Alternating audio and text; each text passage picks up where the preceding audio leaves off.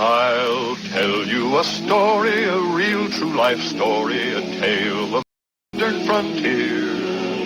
The West, it was lawless, but one man was flawless, and his is the story you'll hear. Oh, Wyatt Earp, brave, courageous, and bold.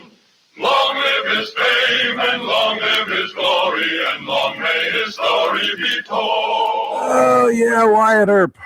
Wyatt Earp died on this date at the age of 80. 1929 it was, and he was in California, of course. That show aired a bunch of years back in the 50s and 60s. Hugh O'Brien was the star. I knew the song, but I could not think of who. Hugh O'Brien, I'm like, who?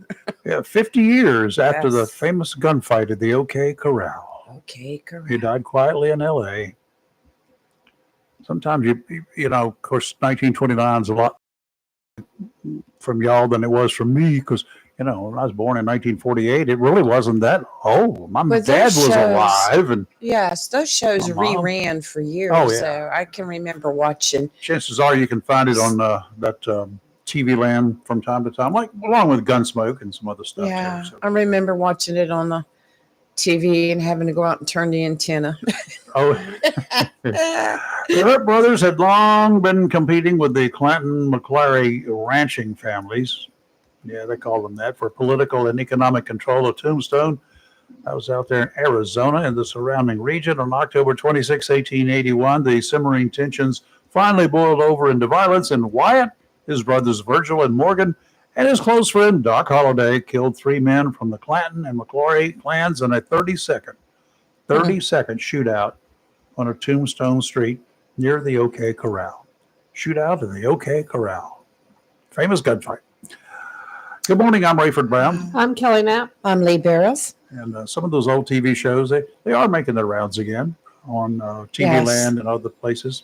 I have a Samsung TV, which, you know, I have apps and stuff on it, but you can watch regular Samsung TV, and it's got a lot of those old shows. Regular Samsung TV? Yeah, they have a whole... Really? Yes. They got their own TV thing? Yes, they do. Amazing. I mean, when you turn on the TV, it goes straight to Samsung, unless you go to a different app. Okay. Fires are still burning. So that's one of the... It's horrible. I watched it again last night. It is awful. One of my favorite meteorologists, he was out there last night. He's going to be out there for the next couple of days because the winds are supposed to start back up Tuesday, 4 p.m. through Wednesday noon. And they have called it a PDS alert. Really dangerous situation. Mm-hmm. That's what LA's put out. I'm like, that's weird. PDS. Oh, yeah, boy. PDS. I'd call it get the heck out. There you go. Let's leave. This is your get the heck out warning. I'm like, PDS. Okay, so a lot of the woods that are there are burning. Yes. The homes are burning as a result of the woods being on fire. And they have found more fatalities. They have, and they're bringing in cadaver dogs now to start looking. So it's a tragic situation. And, you know, it doesn't matter how rich you are or how poor you are in a situation like that. It's your home. That's right. And a lot of people have some stuff from yesteryear, from years and years ago. They have mementos. They have family history. And a lot of folks out, you know, say, well, you know, you should see the people in North Carolina. They're out there in 8 or 10 degrees and sleeping in tents and stuff like that. I was telling you. Oh, woe is them. Well, yeah, woe is them. But, you know, it's not what they have to live under, because people in California can go find something else, no doubt about it. Well, they may have to leave the area. You hear the biggest news out of Western North Carolina? FEMA has come in, and where they're paying for temporary quarters for these people to stay that have lost their homes, like in hotels and stuff. They've got till Tuesday to get out. FEMA said, get out. They were supposed to get out this weekend, but because of the snow and the storm, they gave them till Tuesday, tomorrow. Wow. Where they're supposed to go. Exactly. And like Rayford was talking, there was some of the elite out of California that was on X over the weekend crying because they lost their homes, which it's awful. That's awful. But they were talking about how they were very talking as if they were extremely entitled and they should be put first. The comments on X, it was all like, what about Western North Carolina? Everybody's been saying They're that. sleeping in tents in the cold. They're What hiring, about it? Those guys are hiring private guards to Yes. secure the area, but the law enforcement there does not want the private guards inside the area. What? Well, some of them may or may not have been screened. I can understand that. Right, You don't know who right. you're getting. You can't just go out on the streets and willy-nilly hire somebody to go up. Hey, Joe, you got a gun? Yeah, go up and watch my house. Yeah, go for that. Well, I was just reading off What's the Joe going to be news, doing up there in the hills? off the New York Post, saying that some of the people were paying for their personal off-duty private firemen $2,000 an hour to Not go in there per person. per person. Yes, 2,000. They can afford it. $2,000 an hour to protect their home. My goodness, I should have been a fireman. I just don't understand. I Like, could go back there and work a couple of weeks. I'd be all right. if you look at the fire at Palisades, there's a whole stretch of homes that are right on the edge of the ocean. No trees or anything. Tell me how those burn. Tell me, and how come you can go Because this it's many burn hot. and this one didn't and this one did? It's just strange to me. No. It is that there. How many of you all sat outside, looked out your windows, or kept checking local weather stations around here as you waited for the great winter weather to knock us silly Friday night? Yeah, well, Did anybody get up and start looking outside? Yeah, I No. know you did. I didn't. You didn't? No. there was a couple times when you text and said, I'm getting a little bit of sleep, and I'd go look out and the bushes have a little bit of ice. Oh, yeah, what? And the next morning, the windows were all iced over. Well, but my other deck than was that- icy. I slid up out there walking out there in the evening just to see if it was icy. Learned my lesson. But hey. Did you fall? Yes. Ouch. It hurt too. I bet you Got a big did. old bruise and everything. Yeah, I'm not doing that again. All I can tell you is, I walked out and looked. I mean, well, I didn't walk out. I stayed inside, opened the window, said, "Yeah, that looks kind of glassy out there. Yeah, I'll it was stay here." classy. Yeah. every time I opened the door to get the dogs to go out, they'd go to the door and then they just look at me. They look outside and they look at me like, "Are you crazy?" Yeah, pretty much. They would not go out. I thought that I had stayed in since last Thursday, but Saturday I said, you know what? They're calling for some might be sloppy stuff. Right. My gas tank was on the left side of not Oh. empty, but on the left side of 1/4 tank, far on the left side, closer to empty. So I Oh, said, you know what? Just in case. You yeah, I never filled know. mine up earlier in the week. So I just to be for slid on over, and of course, Robbie had a couple things she'd like me to pick up, so I picked up a couple more things. Oh, that's I good. got mad with my big box store. Why? I got really mad with them. Why? When I went in there looking for some, I buy this hot chocolate, this Swiss Miss stuff, Yes. but I buy it in the big container. Yes, you know, do. the big round, so I can just dip out how Yeah, much I in want. case you notice that it's low, But I dip it somebody out. might have taken a baggie in there. But it's not baggies that it comes in. Yeah, I know, but if you have a baggie Yeah. and you want to borrow some chocolate mix, Oh. Yeah. Well, anyway, I don't didn't. care, but I buy in the tubs. right? And I dumped the last tub in our little Doomawacky out there the other day, and there was no more. And I said, well, next time I go to Sam's, I got to get it. Well, I went to Sam's, and they don't have it anymore. Why? I don't know. But This then is there was one unsatisfactory. lady out there had a whole big box of those baggies of Swiss Miss, same chocolate. She was selling that. I mean, she was hawking that at one of the little. Hey, have some of this stuff. Drink I'm some." going to bring you a box of Starbucks that I have that somebody gave me. No, you drink it. It's hot chocolate, Uh-huh. but I'm going to bring it and you let y'all try it. I don't normally drink a lot of hot chocolate, No, very seldom. But it's gonna sit Anywho, I there. said, what happened to the big tubs? She said, everybody's asking me that. I don't have a clue. Wow. I said, well, this is not satisfactory. Somebody better get busy and order. Yeah, got that right. I'll do something. Sam's locally has stopped carrying a couple of other things from time to time. Oh, And I go online to Sam's and I can find it. So I order it online and it Let comes to me. speaking of Sam's, Mhm. let me tell you what my sister did. God bless her. She's on my card. And so, we split the fee, whatever. So we both have a card and membership because I go to Sam's maybe once or twice a year. So it's not Wow. economical for me to have a membership. You don't go to get gas? Very seldom. Whoa. Because every time I go, there's a line. And usually I find It it doesn't somewhere take that long. in town, a penny or two more. I don't care. But she went in there a couple months ago. And they said, oh, we're running a special for $1 such and such and more. You can up your membership. They didn't tell her that the membership will double once it renews.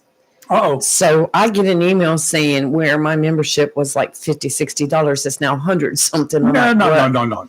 She said they failed to tell her that, so, and it already rolled in and took money out of my account. So I couldn't stop it in time. But so I'm going to have to go to Sam's at least once a month now to make up for it. Yeah. Oh, well. I wasn't disappointed.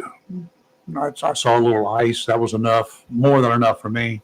No snow is good. Didn't see any of that. I did count 13 flakes Saturday afternoon when I was out and about. I saw 13. nothing.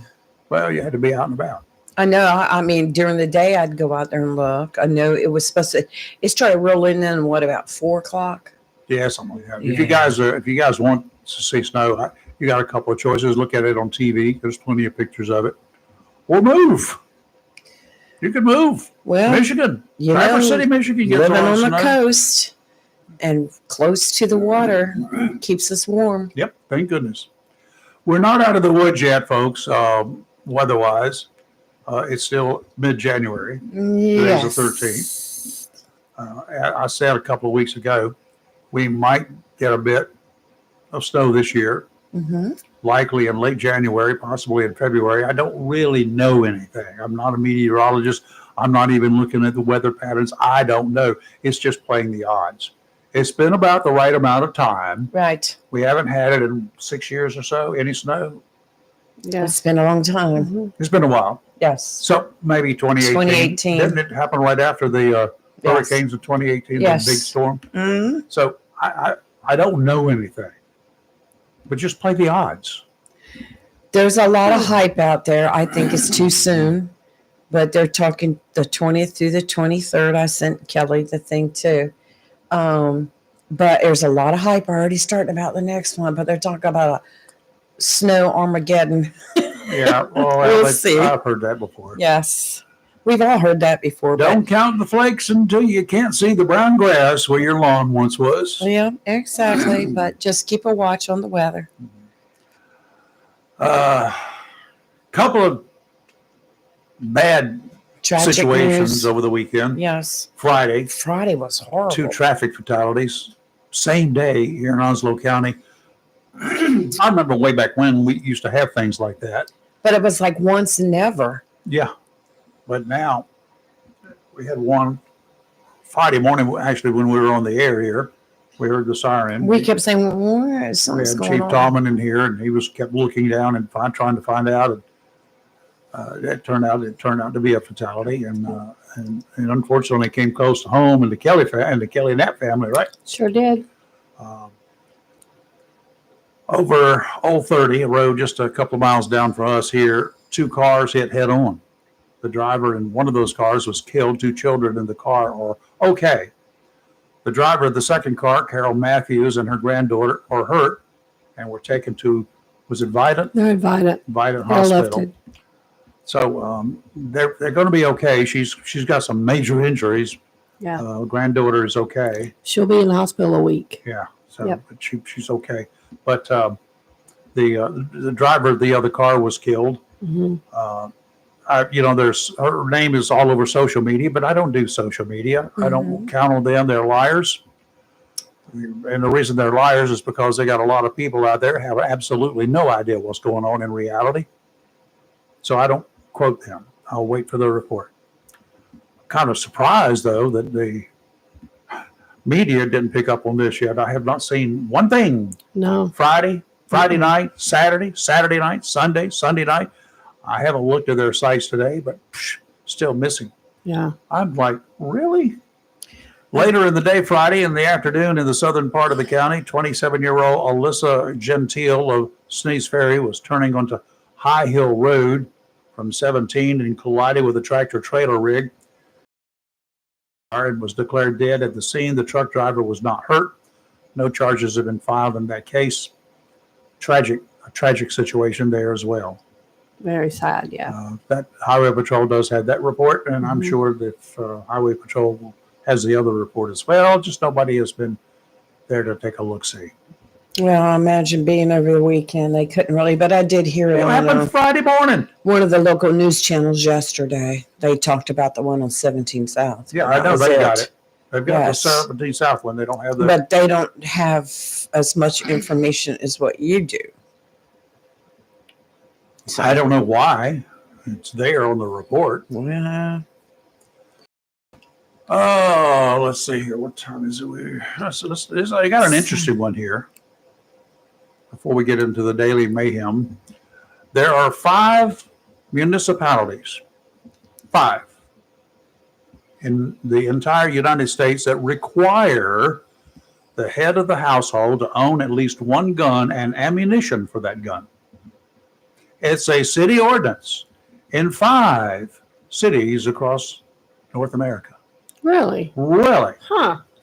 You heard that right. The first town in the U.S. to adopt an ordinance requiring a gun in every home was in Kennesaw, Georgia in the early 1980s.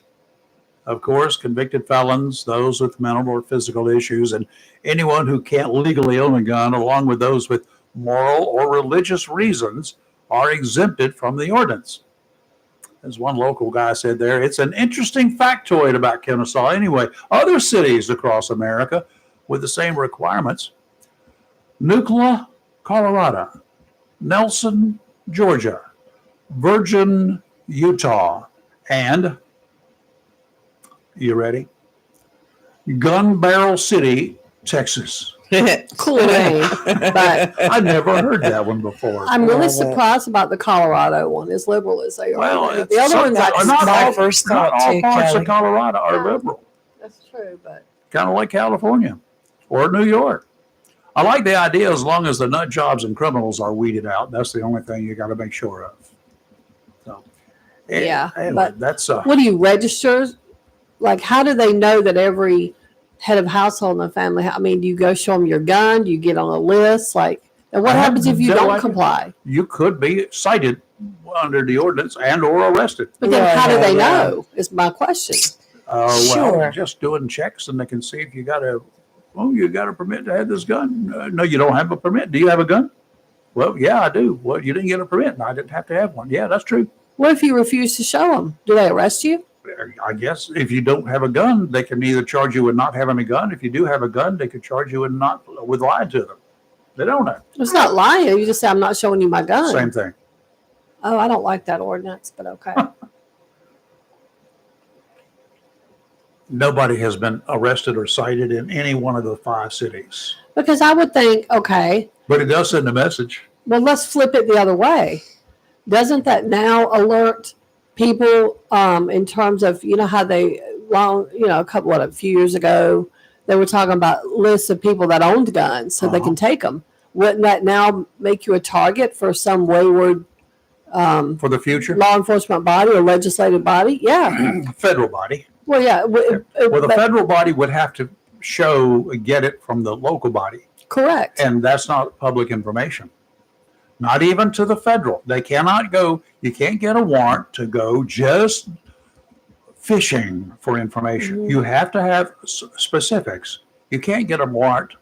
A federal guy can't just go and say, I want to check all of your records to see if there's a John Jones living in this city. Nope. I don't even mean federally. So let's say you get, I don't know, a governor that says, okay, we're changing the laws in our state, and they get enough people in their legislative body to, no one can have a gun.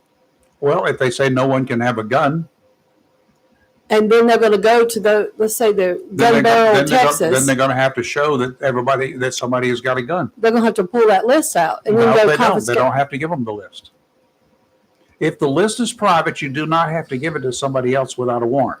But how is the list private if it's a mandated thing? It's a list is private to the city, to the particular agency that's got it. There's a lot of flaws in this, I think. And I think this is a stupid rule, personally. Yeah, well, it's apparently gives them the idea will be to let the people who may be wanting to. I'm going into what's that? Gun Barrel City, Texas. Mm-hmm. I'm going to go into Gun Barrel City, Texas. I'm going to start breaking into houses. I better not do that. Everybody there's got a gun. It was the same principle that after World War II, when they asked the Japanese high commander, why didn't you land in the United States and do battle on land? He says, because every American's got a gun. Well, people in Texas in general have that. Texas, they We're walk talking about around in with general. Everybody But in Texas has a gun. Here they got it. Everybody's required to have a gun. Well, personally, I don't think the government needs to know what I have. I agree. I mean, what my happens if you business, don't not go on that theirs. list? Nope. That's what I'm asking. Nah. Like, what, are they going to throw you in jail Nope. for the refusal? If they come by there just for any reason to check you, which they don't do. But what if you get somebody that actually does do You You it? shouldn't still get a have warrant to to go have through a your house. probable cause to go by there to see if they've got a gun or not. But isn't the ordinance probable cause enough? Nope.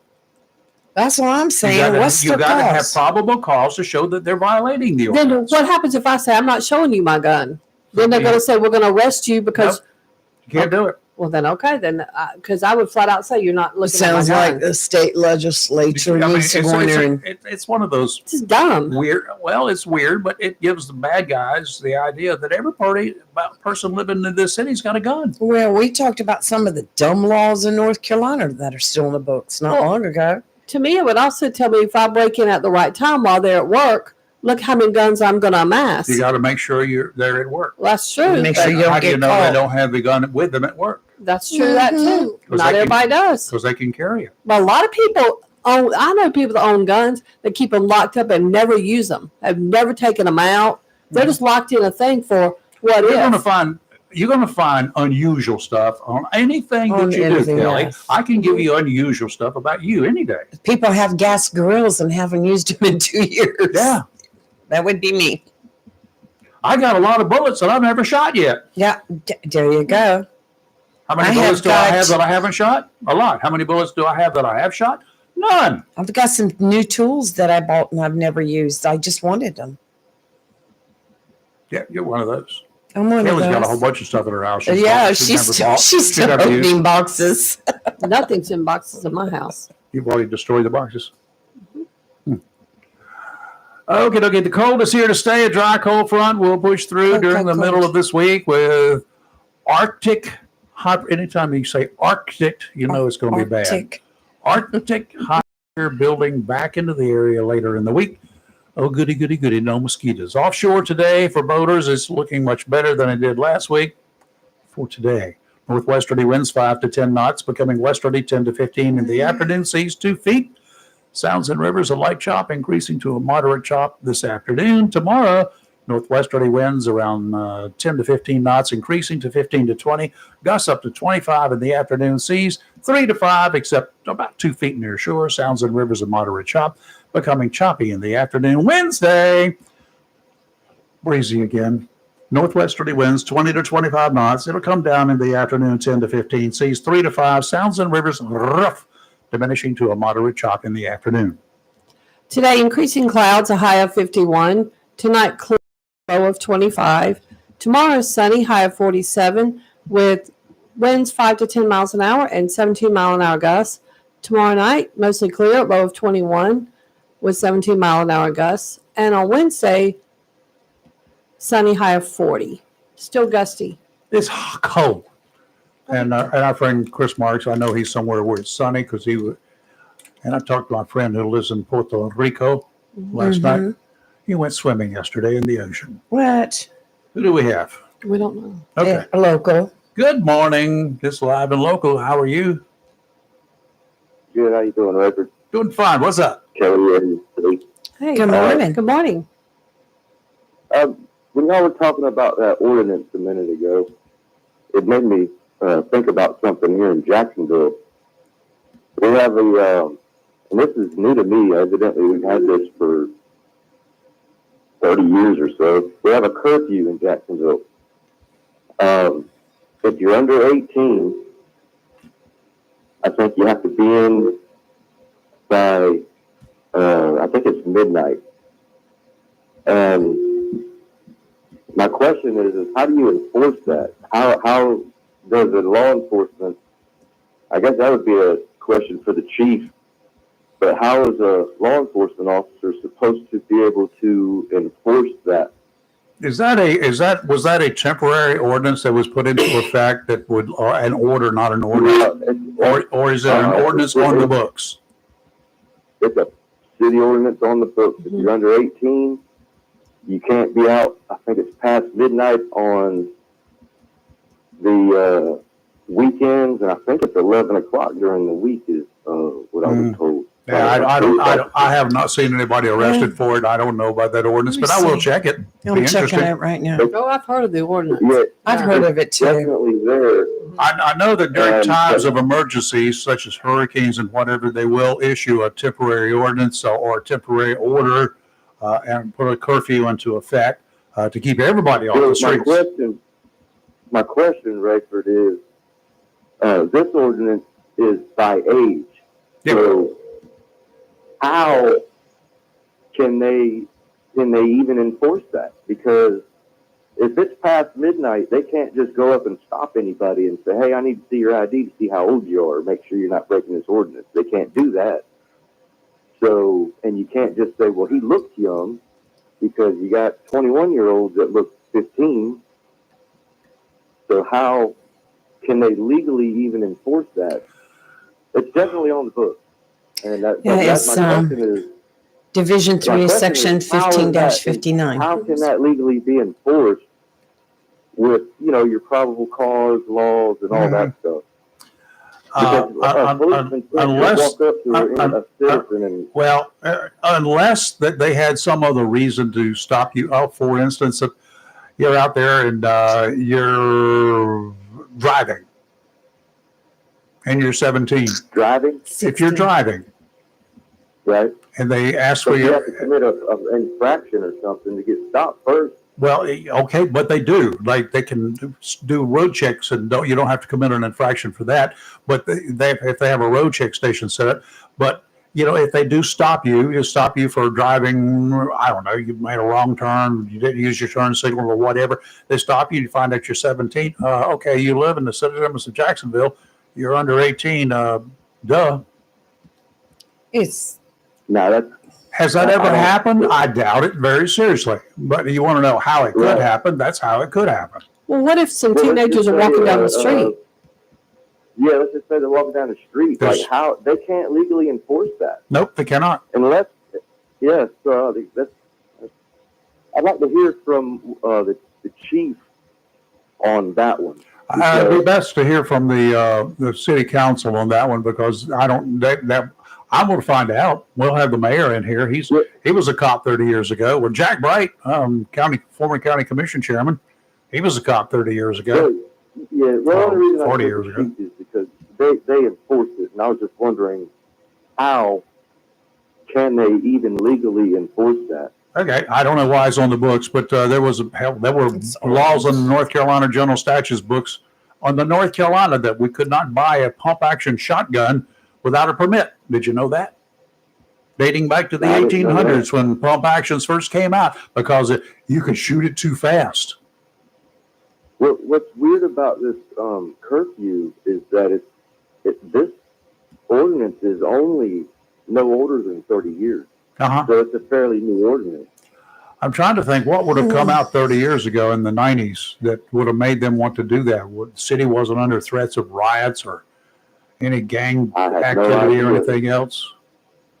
That one would have predated 30 years ago. Would have predated Chief Yanero in here too. So I doubt if he even knows about it. Yes, and it sounds to me the only way that they can enforce that curfew is you would have to harass the citizens to enforce it. Yep. So anyway, that was just my question. All right. Well, we'll certainly ask. Take that to the horse for me. Yep, you got it. Well, I have the information. About the ordinance itself. Yes, first of all, is a person who has not reached his or her 16th birthday and is not married, emancipated, or a member of the armed services of the United States. And the purpose of this section shall be to establish a curfew for minors in the city, thus assisting the parents and guardians of minors in the ever increasingly difficult task of child rearing, and to promote the health, safety, and welfare of both minors and adults in the city by creating an environment offering protection and security for all concerned. Who knows Sam Hill was mayor in those days? As used in this section, the following definitions shall apply. Public places, areas such as, but not limited to, all common areas open for common use, alleys, streets, or public places, or places of business and amusement, public vehicular areas, highways and parks, establishments open to the public for the conduct of business. So that appears to be probably a very, Oh, that was. oh wait, ordinance number 2022-08 adopted January 18th, 2022, repealed 1550. Oh, that's a different one. Oh, okay. But that's the ordinance that is. I would suspect if anybody ever gets arrested or cited for it, it will be challenged. And it really, since we now know about it, City Council will know about it, and they may want to take action. And it says the hours Clean are up the books, y'all. Clean up your books. midnight Friday and 5 a.m. on Saturday, or between midnight Saturday and 5 a.m. on Sunday, or between the hours of 11 p.m. or 5 a.m. of the following morning on Sunday, Monday, Tuesday, Wednesday, Thursday. So, interesting. I don't even know what was on their mind. I wasn't living here then, and I can't recall any major events happening. I remember this coming up before, but I think it's kind of a law that's not really enforced. Obviously. I'm going to share the link. No, I'll find out. We'll find out what the mentality was behind it. Interesting.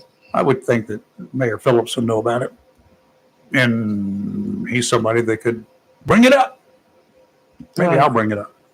Maybe Jack will remember. Maybe I'll go to a city council meeting one night. Yes. They generally don't like me when I show up at public meetings like that. I don't know why. I don't quite get it. A man choked a hospital worker unconscious and tried to snap another employee's neck during a rampage inside of North Carolina ER last week. Rothwell Jacob Simmons, 24 years of age, has been charged with 2 counts of attempted first-degree murder, 2 counts of assault by strangulation. That's a separate charge, y'all, in case you didn't know it. This is from the New Hanover Sheriff's Office. Simmons was arrested at New Hanover Regional Medical Center after last Tuesday's attack. His bond set at a cool $7.5 million. Wow. Wow. We talked a little bit about the firefighters out there in California. They're busting their butts trying to control. It's not one wildfire. You know, when one springs up for one reason or another, and there are multiple reasons for it, others seem to spawn. Some of them are man-made. That's a given. Some of them are just embers and whatever going from one fire to another. Wind-blown stuff is the winds that they have. You can set some embers and they can go a long ways before they come back to earth. People throwing cigarette butts out their windows. Yeah, and you know, that actually is a thing that still happens a lot. You can get a fine for that, You too. should get a fine. It's caught. littering, if Right. nothing else. I agree. I go out there when I go to clean my yard, and I always sweep with a leaf blower the street off the curb, and there's just always so many cigarette butts. I'm like, why? Used to do that at Doris and Henderson. Go out there on our sidewalk there, and on the grass there, I'd have to rake it up and rake up a bunch of cigarette butts. Always found mini bottles and other stuff, and Right. half full cans of beer, half empty cans of beer, and all sorts of things there. People throwing them out before they got home. Kids generally. Yeah. Well, we're right across from where you used to live, so we're right. We have Henderson and Doris. Yeah, You- I can look Her at your old office. house, my office. Oh, yeah, I can yeah, look yeah, at that your one. old house. Yeah, I thought you meant house too. No, and That was a I, long stretch. and we, so Medicaid has a requirement that if you get Medicaid funds, you cannot have smoking on your property. And they That's require you right. to put a sign up. Yeah, if you get Really? federal Medicaid dollars, if you're a Wow. doctor's or whatever. So we had to buy signs and put them up. You'd be surprised at how many everyday cigarette butts are out there in our parking lot. I'm Well, like, I'm dudes, not can't surprised. y'all read? Yeah, all Like- the government offices Yeah, are like that. It's now. Medicaid will fine you or yank your funding. Well, that's Yeah. like the hospital. There's signs all over. People standing right next to the sign, smoking. Yep. I'm like, When they first came out with that rule in Wilmington for the hospital, spill coffee. no smoking on inside the hospital. Right. There were patients that Right. would go to the end of the hallway, With their walking oxygen out on the tank. little balcony and Yes. smoke carrying the oxygen tank. Then they set it up. You cannot smoke at the entrance to the hospital because you had to go through an area of nothing, but it smelled like terrible old smoke Right. because it would caught up on the ceiling and came down. They were allowed to smoke outside. Then they finally changed it out, and they actually built the smokers. They built them an area, a little gazebo where they could go out and sit around and smoke on their breaks. How long are these breaks? They don't have to clock out either. Did you know that? Do you know how much money employers waste a year over employees taking extended breaks? I got a smoke break, Taking breaks. and they don't. How much money And they they don't pay clock for out that? for that for whatever reason. No, They're off They're the books, smoke entitled breaks. to 10 minutes every so often, but 6 hours is 30 minutes and then 8 hours is longer, but they are entitled at most places that are government controlled 10 minutes every so often. But I think it's ridiculous. The amount of time that some of your employees spend outside on the back dock or whatever smoking. Well, let me ask you this one. Smoking, everybody agrees, is a terrible, awful thing. Which Yes. you're not supposed to be there to regulate that. That's not Right. what regulations are for, right? You're not supposed to get into the person's personal life. Well, they do, obviously, but they can do that because it's on my property. It's a government regulation. We can't do this. But we can allow you to go out back and smoke for 10 minutes every 3 or 4 hours or whatever you need to take a break, right? Right. You can do Wow. that. How about if We're you not have? allowed How to. about if your habit is, I don't know, drinking? Can't do that. Can you allow them to go out there and sit out in the parking lot and have a drink or a beer? No. You can't do that. Why? Mm. Here, right here, federal law, and this is from the federal law. Federal law does not require lunch or coffee breaks. However, when employers do offer short breaks, usually lasting about 5 to 20 minutes, federal law considers these breaks as being able to be compensated. Well, we have to, you brought up the smoking. Uh-huh. For some of our grants, we have to sign an affidavit that we're a smoke-free facility. Yeah, parking lot. No, like you, and our Is your tobacco parking- grant, you can't be a smoker doing a tobacco grant, for example.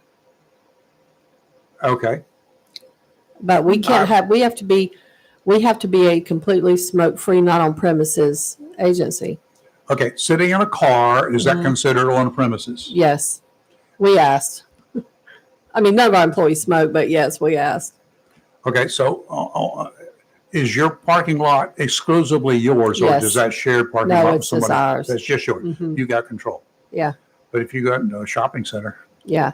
But like store for in a shopping center, our employees, they can't be. For 2 of our grants, I'm thinking of, we have to sign a thing. then nobody can smoke They can't smoke. at all. Yeah, correct. They're If not they want to smokers. smoke at home, I guess. I mean, but to be a tobacco grant, you can't be a smoker at all. Wow. Yeah. You're infringing on their rights. You know that, don't you? Well, they could go work somewhere else. And Oh, okay. Yeah, it works. Yeah. too. Drive down the street, Yeah. go to a parking lot that doesn't have signs. Mhm. Well, interesting enough, though, you talk about smoking, which causes cancer. Now they've come out with alcohol Yes, causing cancer. and the cancer risk by drinking alcohol, Mhm. and they're talking about putting labels on bottles of alcohol. Yeah. stomach cancer. I'm not sure if any. I mean, it should be there, particularly for the uninformed. Which I'm Right. not sure there Right. are any uninformed people out there with about the dangers of cigarettes. Right? Does anybody Right. not know that cigarettes cause cancer? Right. They can yeah. deny it, but they know it. They would Right. have It's a to. fact. How could you not? So, does anybody ever read that package? That Yeah. pack on the label? Who reads it? That start and it causes them to say, "I don't think I better smoke anymore because this label is on there." I don't know, but in Europe, their labels are different. They have gross photos and everything. See, we aren't. The United States is not allowed Why? to put. I agree why, but I've got some from Europe that they have graphic photos and everything. There was a doctor in Wilmington that I had interviewed a couple of times, and the interesting part, he actually delivered me many years earlier, of course, but this was many years ago. I interviewed him one time, and he was an anti-smoking fanatic, Mm-hmm. and he had taken tissues of lung samples, cancerous Oh lungs, yeah. and We he had had those in taken school. that he had removed, and then he took photographs of them. Yeah. And he displayed them on big pictures in his I've seen office. those. Yeah. Yeah. In his office. It's Yes. very cool to look at, but sad at the same Oh time. yeah, well, we obviously were it was schooled from all that in school. It was gross. people that were coming. Yeah, were going to be cadavers soon. Well, this was just released on January 3rd from Washington, D.C. Today, the United States Surgeon General, Dr. Vivek Murthy, released a new Surgeon General's advisory on alcohol and cancer risk, outlining the direct link between alcohol consumption Mhm. and increased cancer risk. Isn't that something? Well, are you surprised? Well, no. I mean, it has to do with consumption. Yeah. Alcohol is a well-established preventable cause of cancer, responsible for 100,000 cases of cancer and 20,000 cancer deaths annually in the United States. Mhm. Wow. Interesting. We should put the same warnings on fentanyl. 111,000 there. There's a lot of things Last you count. can put warnings on. A lot. Yes, and I totally agree, and it should be there. But the point is, does anybody read those warnings and stop? I bet a lot of people don't. I mean, they're just so Does used to anybody- seeing them. For you, are anybody smoke out there? Yeah, Call us and tell us. You don't have to tell us who you You are. know what I think is going to be Have interesting? you read those labels? I've read them because I've had to. But you're not a smoker. Has Yeah. anybody do we have a smoker out there who has read this? No, you shouldn't smoke labels on cigarettes. And why haven't you stopped? Right. That'll be interesting. Same thing with alcohol. You put the label on the alcohol. I just love to see. Everybody will read it one time, maybe. Mhm. Do you think it will have any impact? No. Well, Not a something lot. has had an Some impact with people. smoking. Something has had Right. an impact with smoking because when I was growing up, 50+% of the population smoked. Right. 50%, half of the Our whole population. family did. Now there are fewer than 25%. Mm-hmm. I think some of the impact could be accessibility. You know what I mean? Like you can't smoke in the workplace and you can't That's smoke part of on it. airplanes and you Uh-huh. can't smoke sometimes in certain areas in Restaurants. restaurants, but even in Standing your up. car if you got small children in Mhm. there. You can't smoke on school campuses. So I think part of what knocked that down a little bit would be accessibility. Well, And the cost. back in the day, we had the smoking area there in Jacksonville We High had School. Jacksonville and High School. you We walk sure around did. at the end, the last building there, and you go out there, and it was like, oh, I know where the smoking area is. Just follow your nose. Well, ours wasn't even at the end, and you had to walk through that gauntlet to get to the drink machine at break. Yeah, ours was kind of up near the front. I don't know what kind of logic that was. None. Yeah, it was awful. Mm. And these kids will be out there just smoking. Our break was at 10 o'clock. It was 20 minutes. Are there any signs on those vending machines that the school gets 50% of, or used to get 50% of the whatever the cost of the thing was, just to allow the vending machines there? I don't know, but I don't even think That's they what they used to get, right? did. They? I didn't even know that. Yeah, that's the school's got half of it. I didn't know that. For I the just thought school it was there photos for that us. people used to complain about. Oh, I can get these pictures somewhere else. And yeah, well, the problem is you're taking money away from the school. What do you mean? Well, yeah, they get 50% of every picture that's sold. Don't get me started about school pictures. Got a public service announcement real quick. There's been a 4-vehicle accident in the vicinity of 4,000 block of Richlands Highway. They said right there at Pony Farm and Another one. Richlands Highway, and that the traffic is backed up. It will be. So You incoming, you're going to have a problem. And this is going into Jacksonville, heading that direction. Okay. So you've got to go around it. Recommend you get off and head over to Gum Branch Road if you're able to do that. Yes. If not, you're going to have to weave your I'll way be glad around. when they cut through some more roads in that vicinity to go over to Gum Branch. Wow. Well, I got one for Any you. report of injuries? None whatsoever. This just happened about 20 minutes Did it ago. come in from a source or a person? This came in from a source. Okay. So anybody, if you're out there, Pony Farm Road area on 258, might want to look for another way around. That's a main thoroughfare. That's how you get to Richlands from Jacksonville or That's the base the or one that wherever. we were caught in, but we weren't caught in it because we were coming you into were going the other Jacksonville. way. No, Yeah. we were coming into Jacksonville, but it was a nighttime when everybody was going out. Yes, yes. Well, back when I was postmaster in Beulahville, I would have to take Gum Branch. Mhm. I would take Gum Branch to 258-24 to go to work. That's just flipping a coin. And let me tell you what, because if there was an accident on Gum Branch after the 4 lanes ends, there's nowhere for you to cut through to 258. Mm-mm. You had to turn around and come all the way back If to you could get Jacksonville. turned around, yes. Yes. That's true. And that Yeah. happened many of a time. And then on 258 going into Kinston, if that was 2 lanes, and if there's an accident there, you're stuck. You're sitting there. Uh-huh. And there's been times where the life flight helicopter has come in, and I've had to go back into Kinston and go through Kinston and go to Trenton to come home. It's crazy. My goodness gracious. All right, Raven, I got something for you. Well, if anybody's out there at that wreck scene, Mhm. Yeah, give us a 258, call. call us and let us know what it looks like, what's going on, if you would. 910-333-0139. Yes, you got something for me? The IRS. Good old IRS. You mean, you know what? Do you have any idea of what the letters IRS stand I for? know I know it's what going you to call start them. with idiots. You call them the Infernal Revenue I Service. can also tell you what they really stand for. Internal Revenue Service. I can tell you what they really stand for. What? I are screwed. I agree with that too. Okay, go Well, ahead. then you're really going to like this one. Okay. $2.4 billion. You heard, y'all, everyone hears that number. Is about to be sent out. You're going to love this. And I say this with disdain, considering we have people in the western part of North Carolina sleeping in the mud, basically. Well, I thank you very much for my share. So they have made a decision. I use that word loosely because they actually said decision, that by the end of January, people that did not claim the recovery rebate credit on their 2021 tax return is now going to get a stimulus check. So when they gone through, it totals out to $2.4 billion because they didn't hit. That's basically that COVID stimulus or whatever. Did I get one of those? They did not. I didn't. It took me a year to get my last one because I went to the wrong bank account. Just saying. They went through to see who didn't claim. I guess you had to check a box on your return. Okay.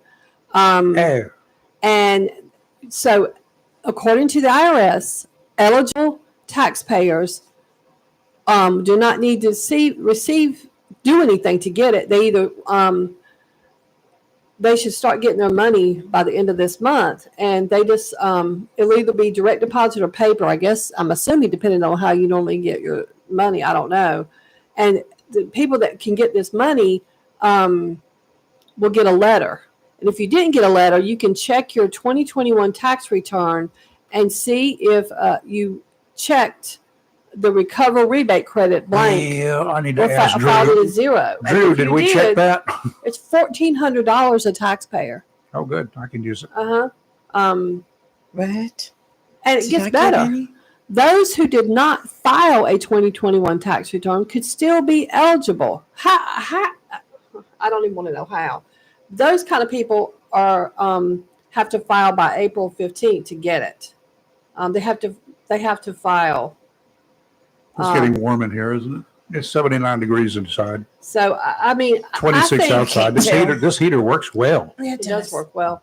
I'm thinking, we have people that need this money. The people in Western North Carolina, people in California, homeless people. Hopefully they I get mean, but my point is 2.4 billion could definitely go to much worthier causes than giving somebody a $1,400 for something ridiculous to begin with. Well, From should you take back? 4 years? I mean, other people got it. Should you just forfeit yours? No, but I mean, if you didn't check that box, I mean, I think at some point, but where does it end, Rayford? This is 2.4 billion. Mhm. This is a lot of money. Send it to Western North Carolina. Yeah, that's what I'm saying. Send it to something worthwhile. Well, if you got an option there, if you get yours, why not just take it? If you want to do that, just send it over there. Well, how many people do you think are actually going to do None. that? Yeah. I mean, this was what, 1, 2, 3, 4 years ago. Mhm. Most people didn't even just move that, didn't get it or didn't check that box or whatever, or not even worried about it. Mhm. I mean, I just think this is a waste of 2.4 billion by our federal government. Is my point. We wasted so much other before. This is sad. Maybe there's a I just point. think Some it's of it, sad. yeah. Well, since 2022, the Biden administration has approved over $65 billion that has gone to Ukraine. And Yep. then the form of, defense items and money, et cetera. Stuff that we have stockpiled for the most part. That's right. Now, the problem is that And, stuff that was stockpiled was reserved for us so that when Russia decides to go on the rampage or China, then we would have it. But now we don't have well, it. they just passed a bill to allocate them more money, Mhm. which it hasn't gone yet. But I'm saying, let's rebuild Western North Carolina. Let's do what we can to help the Californians that have lost their houses. Let's worry about that before we send any more money overseas. 65 billion that we've already sent is a lot of money. And what they're getting ready to send now is much more than, my opinion, they need to take it and invest it in the United States I agree. and help Be these nice. people that have lost everything. Be nice And if they would. FEMA is a joke. The problem with that is you send how many billion? 2.4? 2.4, what she was saying. $2.4 billion. You say that Yes. $2.4 billion. Okay, well, let's see. The agency that we have that handles that is FEMA. Right, We send them $2.4 billion and somebody will get $100,000 all total. right. And then the rest of it will be for us to use to bring in all of these employees that we have to bring in part-time and pay them per diem. Plus we pay them travel expenses. They bring in people from all over the country when there is a disaster. You know that? They hire these people that have been FEMA qualified. I had a guy, an associate, I won't call him a friend, but he was a FEMA person. He had to leave his job anytime that they called him up, and then they would pay him a fortune. It was like a major bonus for him to go work for 2-4 weeks in some hurricane-plagued area. So the FEMA thing is a joke. I understand helping Ukraine. I understand how.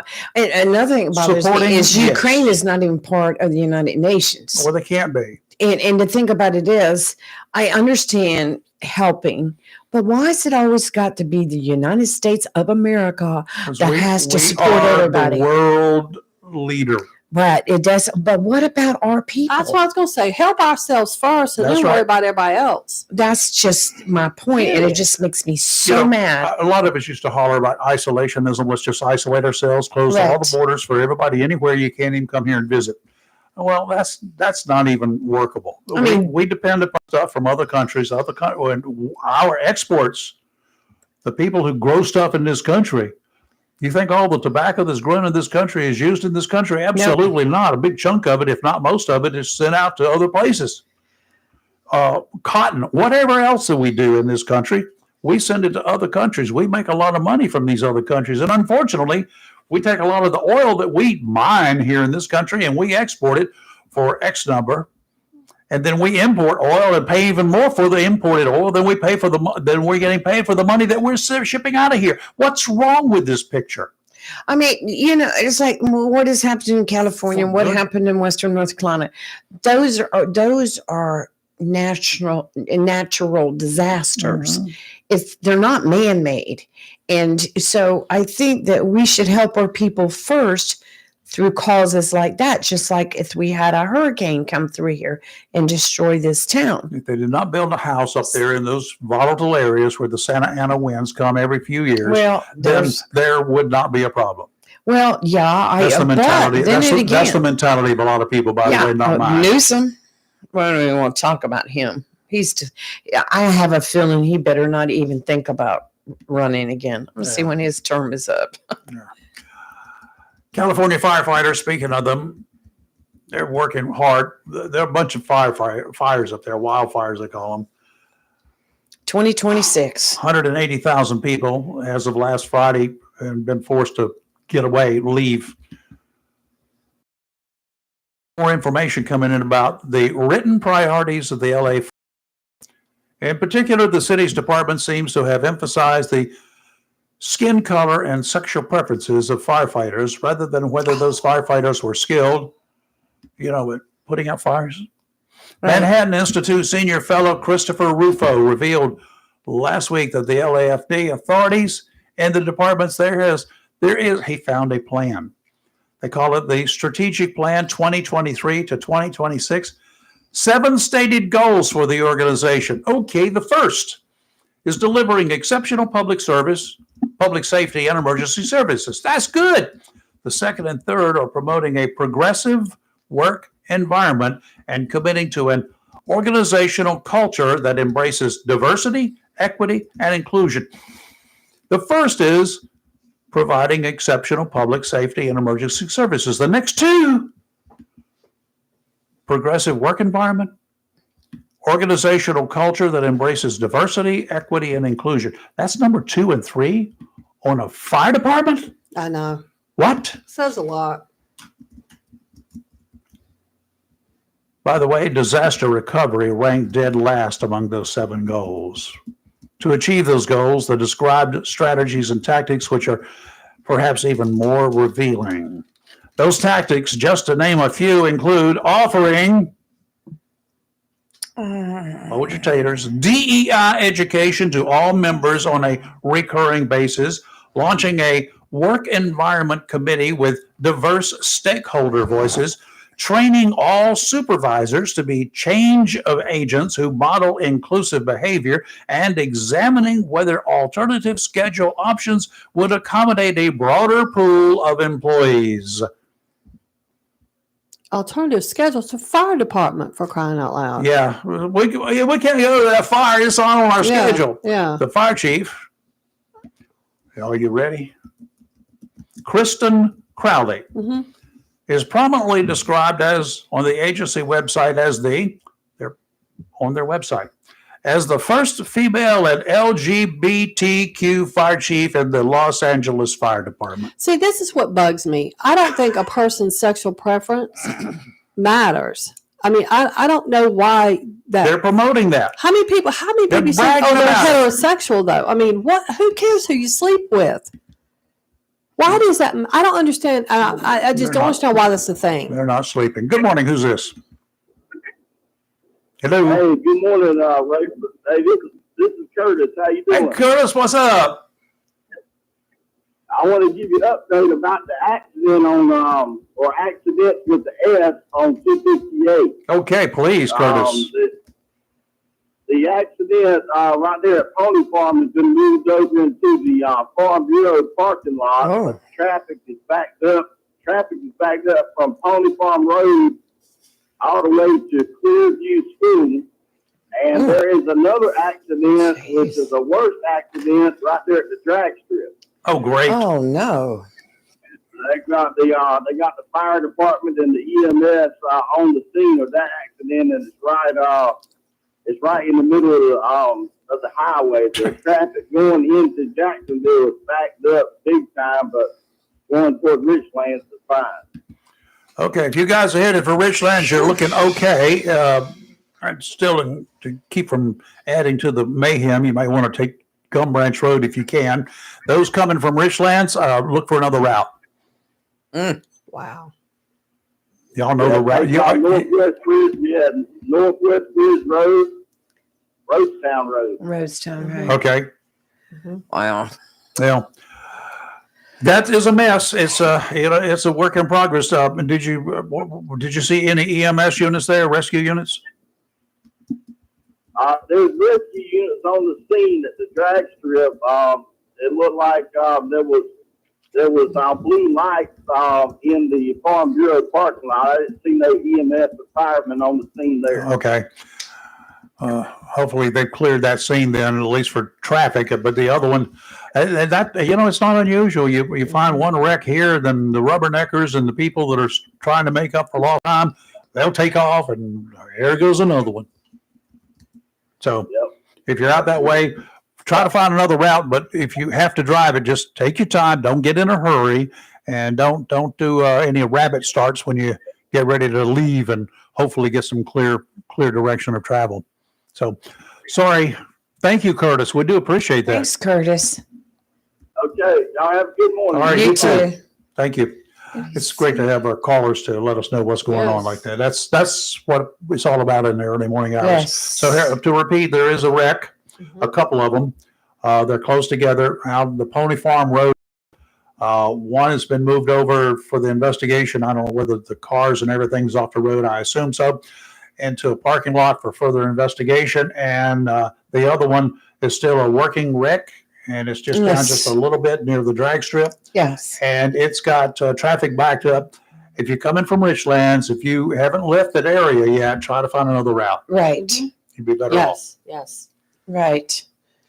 So, Wow. okay, that's the latest information we got from Curtis there. Thank you, Curtis.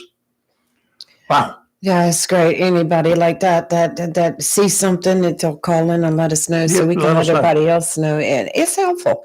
If I was getting ready to leave for work, I'd know go a different way. Yeah, absolutely. Or just stay around for a while. Wait for it to clear. Go by Dunkin' Donuts and get some donuts and coffee. And Well, it depends on where you're coming from. No. yeah. Well, there's a Starbucks on every corner now, isn't there? There you go. I don't even know what I would get at Starbucks since I don't drink coffee. There's They other have things. They have caramel apple spice. So it's hot apple cider. No, Oh, I they don't have do that tea. either. They have And tea. they have hot chocolate. The hot chocolate's good too, but the caramel apple spice. How much is a amazing. cup of hot chocolate? $15? I don't know. Oh, that's I don't right. know. I don't Starbucks very buy often. it. Yeah. I don't wouldn't get either. it. I go to Sheets for that. Yeah. How much do you pay for a cup of hot chocolate? 8 sheets of Like I was in there a $3, couple weeks $4. ago. Lord have mercy. made with ice cream, Rayford. I went in there a couple Ice weeks cream. ago, but I would didn't be even broke. get it. It is so good. You ever taken it and put milk? I mean, not milk, but cream in it? Oh, Don't have to. It's got yes. ice cream in it. No, what? Oh, forget regular hot yours. chocolate? Yeah, just put some cream in it. I've made it You with talking hot about milk like before. whipped cream on the top? When I put mine, I have to it goes way above the cup. You know, I got friends in the media still. Yes. They don't claim me as a friend. Okay. Why? And I spent a long time in the media because I'm critical. I was critical then. I'm even more critical now. No, you're not. So what is it with the media today? In this case, the folks who have been leaning left all this time, supporting anyone out there but Republicans, especially Donald Trump. They never supported Donald Trump. They don't like Donald Trump. For whatever reason, I'm sure they have something up their sleeves to save face, get a better job, keep their job, maybe even get a raise. Why, with only a matter of days left of the Biden reign, is anyone still picking on the president? Why are they going after Joe Biden today for a flap here or a misspoke there or obviously a cognitive issue here? CNN host Jake Tapper, we all know who he is, right? Oh, Jake. Yes. Well, he's not with, he's still with CNN. That's right. On Sunday, Got a Kumo. he went on the attack against Biden for what he described as a nonsensical claim that Biden made during a recent conversation with reporters, which was that Vice President Kamala Harris could have beaten President-elect Donald Trump.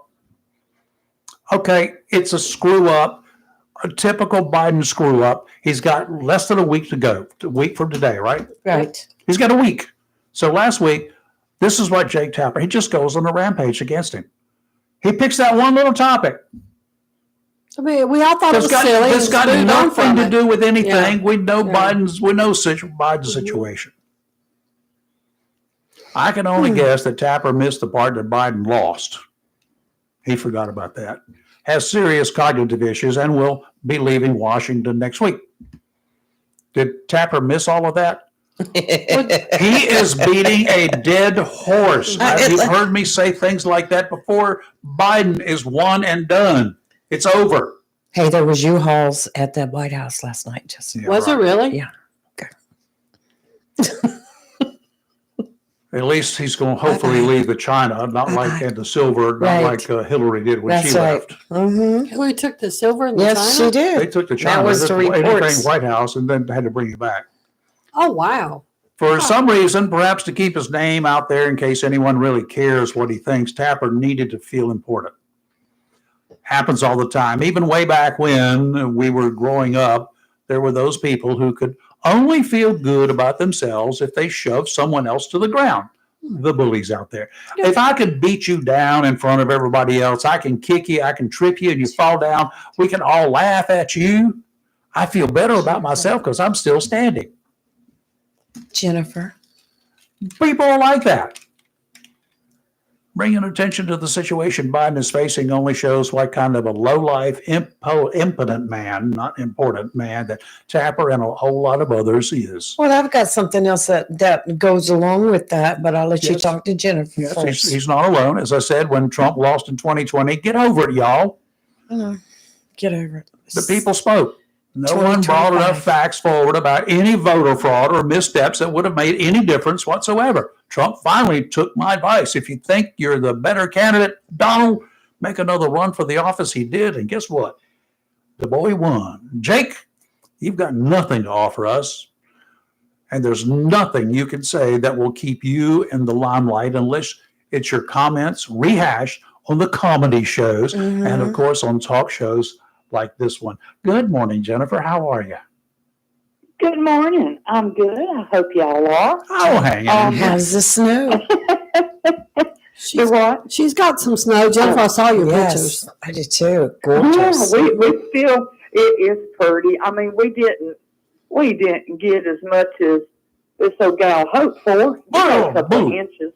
You got more than we got. I was hoping for the original forecast of 4 to 8, and I was hoping for the 8. But we got about 2, and it's all right. I have comments. I wanted to call in. I want to call in and touch on the fire situation and what y'all were talking about. You go with it, Jennifer. About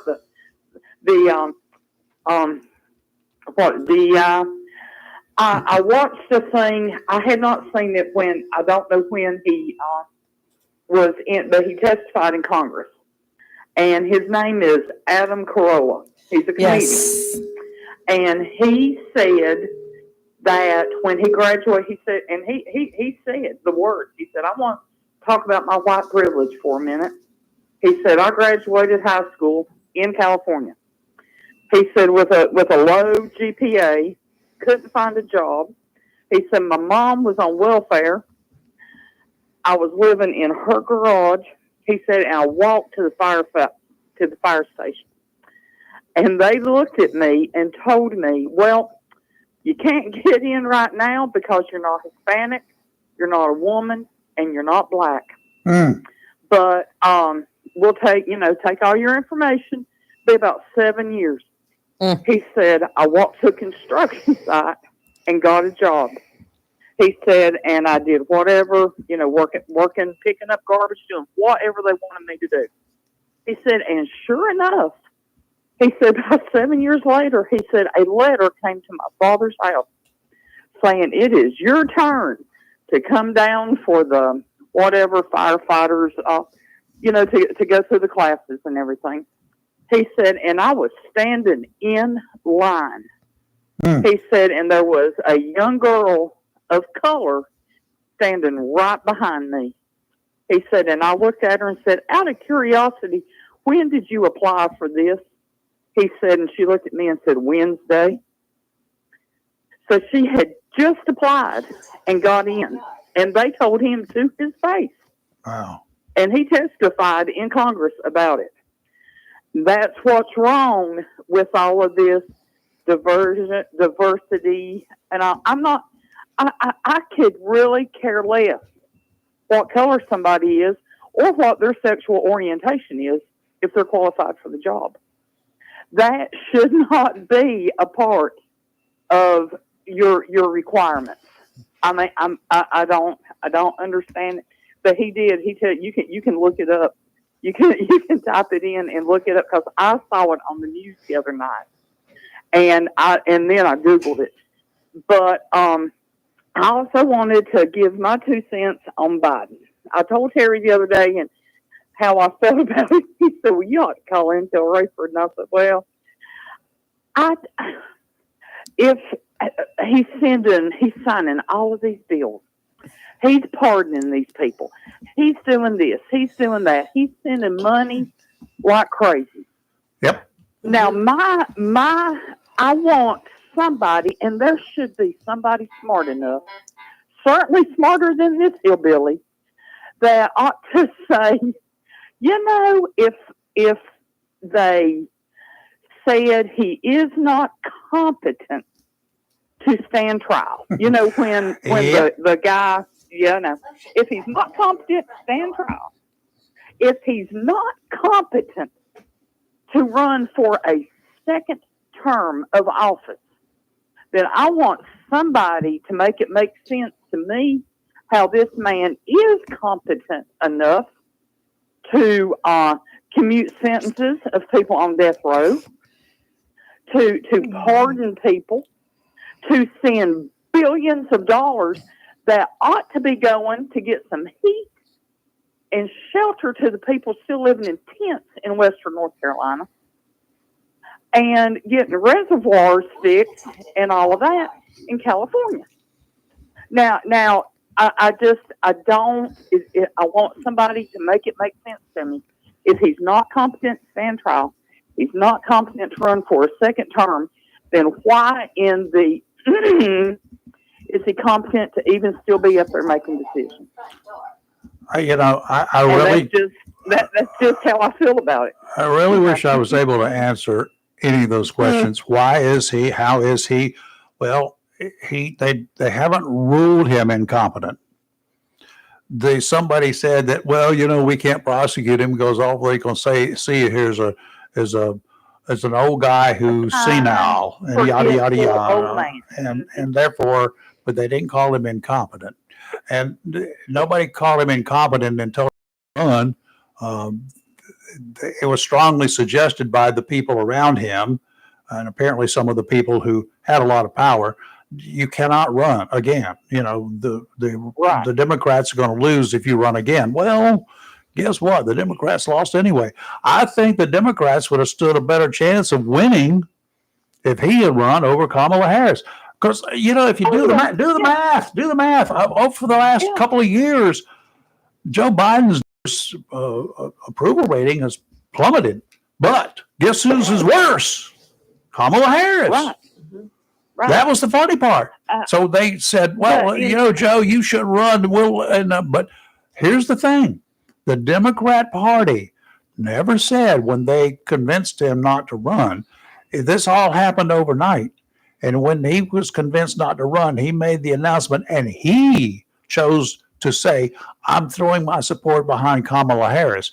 The Democrat National Committee never said that they wanted her to run.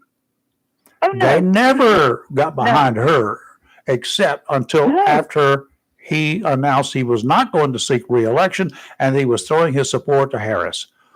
Duh. And the thing is they were so busy. The only thing they could focus on was Donald Trump. Of He course. was rent-free in their heads. That's the only thing they could focus on was keeping him out. Instead of focusing on the senile old man puttering around, I won't even say in the White House because he wasn't ever there. They were keeping that hid. That was just a big old, they put that on the back burner. if they would have been concerned about that 2 years ago and said, Joe, you got to go. Yeah.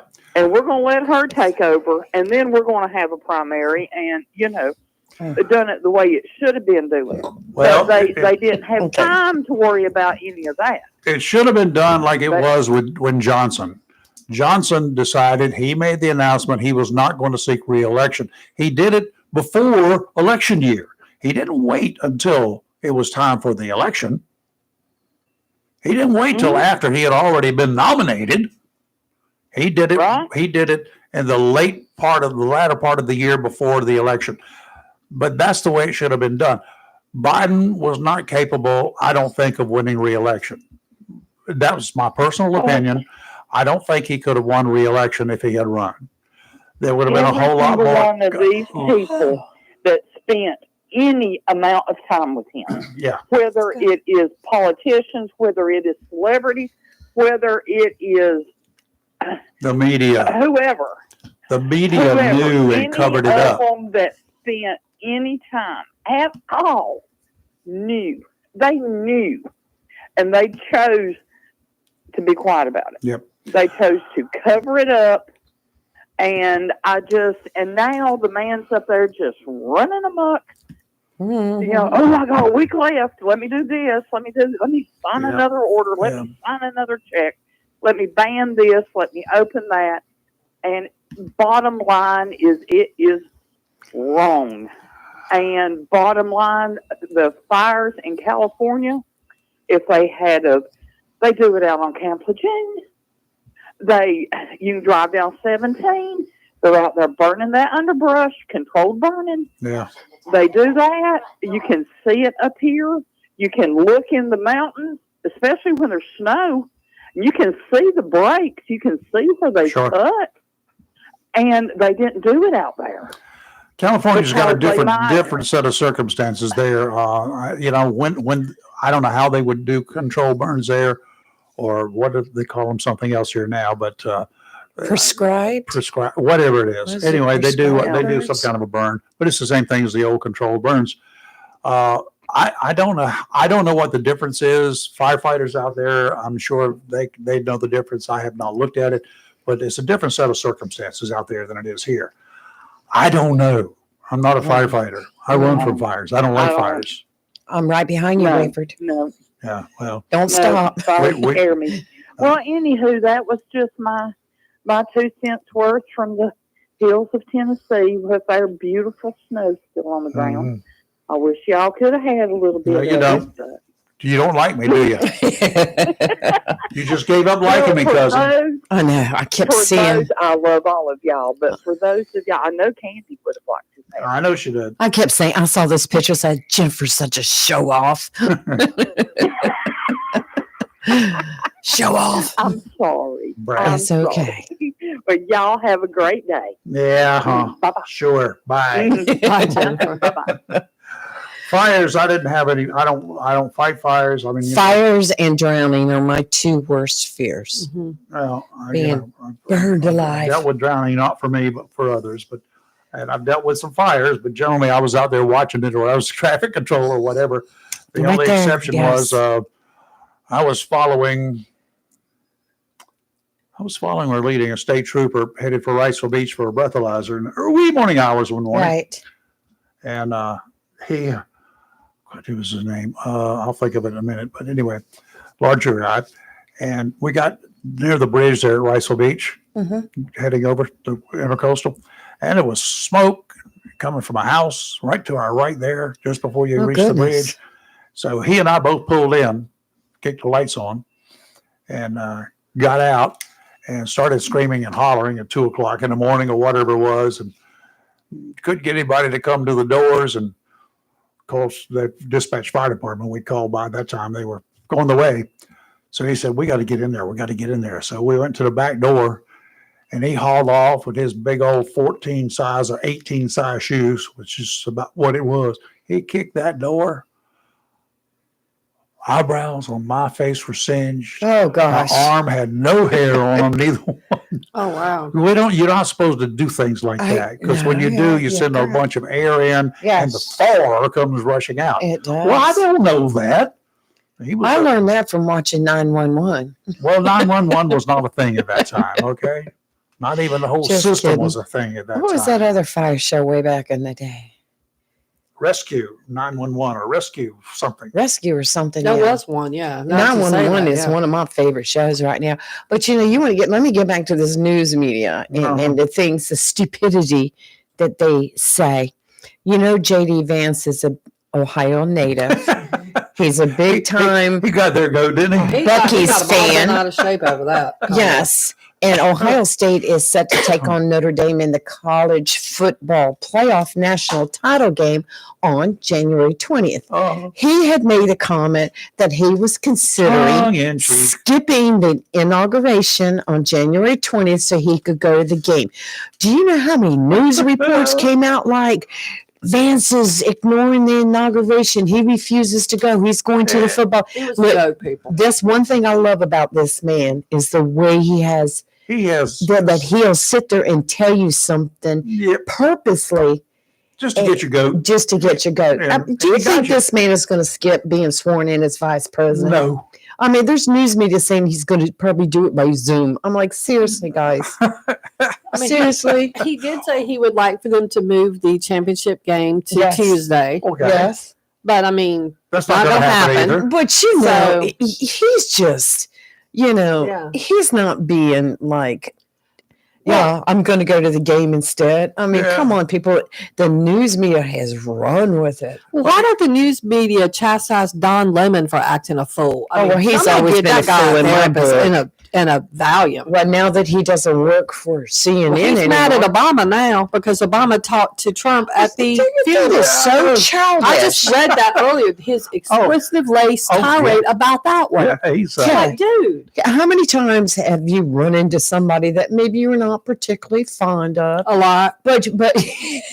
but you say hello, I do. Everybody. exchange pleasantries, And I move on from it. and you move on from it. Don Lemon is losing his mind all because Obama laughed and yucked it up with Trump. He is having a meltdown. Some of the memes Oh, coming out on what And they said. F-bombing though. it, and dude, what are you known for? I mean, you got fired from CNN, but other than that, who is I this think guy? he's a real lemon. Yeah. I think he caused more problems when he was out on scenes, on live things happening out there, especially with the George Floyd and all that, the Michael Brown, and him out there walking the streets and not putting on his gas mask and then crying because he got gas. He was nothing you but a serious? showboater. Oh, yeah. Boo-hoo. Showboater. Boo-hoo. Never impressed me one bit. The cold is here to stay, as Kelly's going to tell you in just a second. I don't think it's ever going to get warm again until It actually June, will maybe be warm July. Saturday. A dry cold front. See, she's already disputed what I said. Yes. A dry cold front will push through during the middle of this week, with Arctic high pressure building back into the area late in the week. Mhm. Oh, no mosquitoes anyway. For boaters out there offshore today, it's looking better. Northwesterly winds 5 to 10 knots, becoming westerly 10 to 15 this afternoon. Seas around 2 feet. That's nice. Sounds and Rivers light chop, increasing to a moderate chop in the afternoon Tuesday. Northwesterly winds 10 to 15 knots. They're going to increase a little bit on tomorrow, 15 to 20, gust to 25 in the afternoon. If you're going to do it early morning and come home. Seas 3 to 5 feet, 2 feet near shore. Sounds and Rivers a moderate chop, becoming choppy in the afternoon. And on Wednesday, northwesterly winds 20 to 25 knots, diminishing to 10 to 15 in the afternoon, 3 to 5 footers. Sounds and Rivers rough, diminishing to a moderate chop in the afternoon. Today, cloudy, high of 51. Tonight, mostly clear, cold, low of 25. Tomorrow, sunny, high of 47 with 5 to 10 mile an hour winds and 17 mile an hour gusts. Tomorrow night, clear, cold, low of 21 with 7 to 11 mile an hour winds tomorrow night and 17 mile an hour gusts. So it's going to be cold and super windy. Then on Wednesday, sunny, high of 40. The winds 8 to 10 mile an hour with 17 mile an hour gusts. But Rainford, Saturday, 60. Sunday, 61, Yeah. according to this.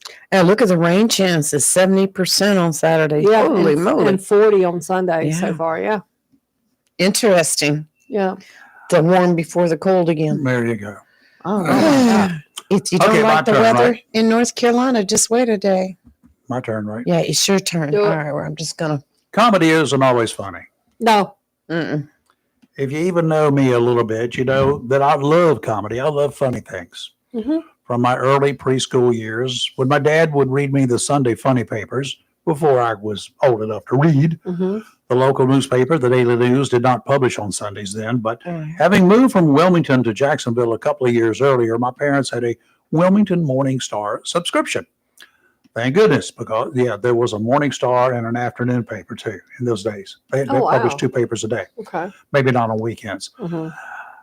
I had the opportunity to see the funny papers, and they were definitely funny. Hmm. Everything he read me was funny. I spent much of the wee morning hours of Sunday checking out comics on Netflix yesterday. Hmm.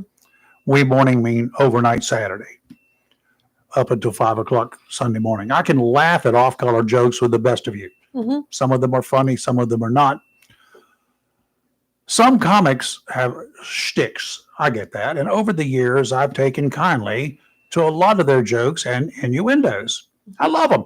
Johnny Carson was great. Oh, I love Johnny Carson. But I ran into a couple of shows that I waded through that were nothing but degrading over the weekend. I'm assuming from this black guy's jokes and comments that I'm going to tell you about that every black person uses the N word to describe friends, white people who aren't friends, other comics who are black or white or whatever.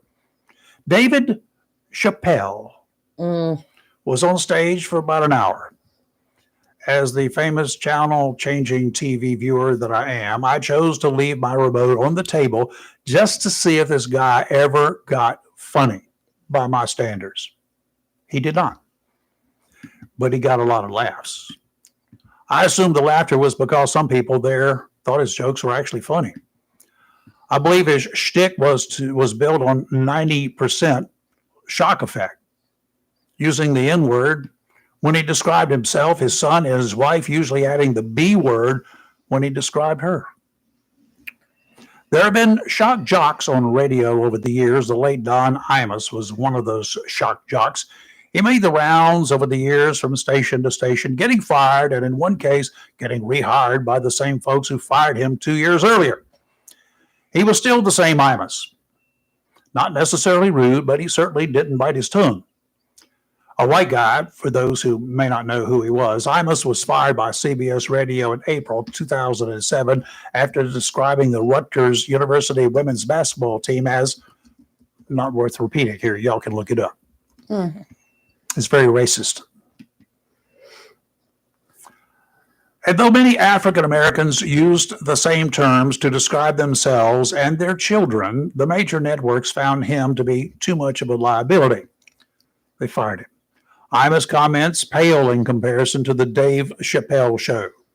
My wife, had she not already crashed for the evening, would not have been able to control herself had she watched along with me. It was crude. It was insulting.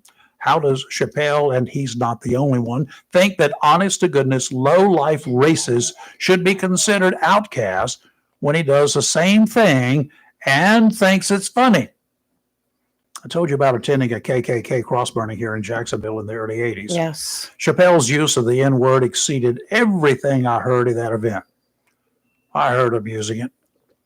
I wonder today what kids will watch his show, what they will think. How can African-American parents tell their kids on one hand that the N-word is degrading and racist, while big-name comics like Chappelle let it flow across their lips at least 100 times in that 160-minute program and people laugh? What happens when the kid gets to school and uses the same language? The defense I've heard over the years from black associates is that it's okay, even funny, to call another black person the N-word. Can he or she get away with it at school because it's accepted in the black community? What happens if a white kid does the same thing? Uh-oh. What's his excuse? Well, the black kid did it, so it must not be that offensive. Mr. Chappelle is another one that won't be invited for my Christmas prime rib. In fact, he's banned from my TV. I'd like to hear your thoughts about racism in this case. Is it okay to use racist terms if you're a member of the black race when you're talking about another black person? or about a boy person. He was calling white people the N-word. Yeah, there's a lot of black comedians that like Kevin Hart does same thing. Why is it okay? Why is it not insulting? It's insulting to me. I sat there and endured it because I wanted to see if it ever got funny. And I wanted to have something to talk about because I was ready to start ranting and raving like a Donald Trump on Facebook in the middle of the night, and I did not. So I saved it till this morning, and I calmed it down a lot. Well, there's a lot of that. If you watch some of these award shows, which the one came on last week, and the TV was on the channel. I never got up to turn it, but only listened to bits and pieces. But the host for the show, the jokes I thought were just inappropriate. I mean, they kept bringing things in like P. Diddy and other top news things and making jokes about all that. I just didn't think it was appropriate, some of the jokes. And they weren't all racial. I mean, this is a white woman up there joking about stuff, but still, some of the, I'm not even going to get into his comedy. sexual stuff. That, Right. That's everybody goes and has fun. I mean, with there that. was He did sex that and on all both- sorts of but stuff. For the racist part of this whole Right. thing, Oh, yeah, yeah. and his son, he referred to his son as all of these bad words that we consider bad words. I've And we're listened to told him are bad before. words. And his 15-year-old son has got to go to school. And he says, I hope he's not listening. Well, what do you think he's doing, idiot? Well, first of all, I think the son will have a lot of street cred because who his dad is. Mhm. So there's that. But I think there's a difference between, sadly, a black guy getting up and saying this and a white guy getting up and Well, saying obviously there is, because Yeah. a white guy gets up there and does that, he's going to be shot down. Yeah. He won't be shouted Yeah. at. Somebody's Beat up going in to the back shoot his room. butt. it. Right. And it depending on the caliber of the comedian, this just goes to show what things are more acceptable depending on who's saying them Who is than the other others. one? Sadly, Who's the other one that's really, really bad about that? I was privileged. I had the privilege of doing a one-on-one interview, and actually went up to his hotel room with Red Skelton Mhm. when he was in Wilmington. He invited me to come up because I had shot some pictures of him after I did the TV interview with him. He was in center court at the mall in Wilmington. Then I shot some pictures with that because I wanted some pictures of it. I carried a Hasselblad, a big camera. Right? I wasn't playing with 35 millimeter. So I did that, and he started talking to me about cameras because he's a famous photographer too. He was. And he said, that's the camera I use. I said, I do. I followed your work. I love it. He said, you're great. It wasn't the greatest photographer in the world, but his stuff was really good. He's an artist too. I got one of his pieces in there up on the wall. He gave it to me. Cartoon character that he drew, Freddie the Freeloader. He that's the next day, I think it was, I went to a classroom at the university where he was talking to some students that he had been invited to come in and talk to this group of students. And he says, I don't have to be funny by getting vulgar. He was speaking of Joan Rivers. The only reason she's funny is because of the words she uses. He didn't call her by name, but I knew who he was talking about. She was not funny. Nothing she says is really funny. She just makes you laugh, and it's a nervous laughter. I think He said, I don't have to be that. I can just walk in and say hi, and the way I say it, people laugh. Yeah. I don't have to get down there into the gutter to make it funny. I agree. I mean, a lot of times words do not make it funny, but I think a lot of it depends on the audience too. And for some people, I think it's the way they sell it. But I mean, I agree. There's a lot of offensiveness out there now. Yes. Well, Dave Chappelle is one of the top 10 comedians in the country right now. I mean, he ranks right up there he's with been Richard around Pryor, A long time. Jamie Foxx, Eddie Murphy. Yeah. My good friend is his cousin. I actually met him in the late 90s. She and I were neighbors. If you meet him again, tell him what I think about I him. mean, But he's had some issues as well. He's had some mental health issues. Well, yeah. It's coming through as far as I'm concerned. But yeah, he was vulgar then. I mean, his vulgarity hasn't changed. He's If you kept watch the it same. now, it will be extremely vulgar. I bet it's a lot. I just covered the N word and one occasion of the B word, but there's a whole bunch of he that. does a lot of those. There's a whole bunch of that, but there's a whole lot more. I don't find him funny. I just never did. But well, have you? There's a new one that's been out for a couple years now, and he's really making a lot of notoriety. And he's a white boy. His name is Matt Rife, and he is selling out everywhere he goes. Yeah. Now, his whole show is based on being offensive. Oh, he's offensive. But he's extremely offensive, but he has got such a following now. He talks about gays. Yeah. He talks about handicapped people. Mm-hmm. He talks about people that have intellect, disabilities. Mm-hmm. He talks about women and their body parts. I mean, that was a big play, men and women in their body parts. I think Matt Rife can be offensive. He's extremely offensive. Yeah. But that's his show. Does he go racist? He does. Does he? He covers everything. He don't leave anything you name. Matt Rife does it. I mean, if you paid for go to one of his shows, you know what you're getting. When you get there.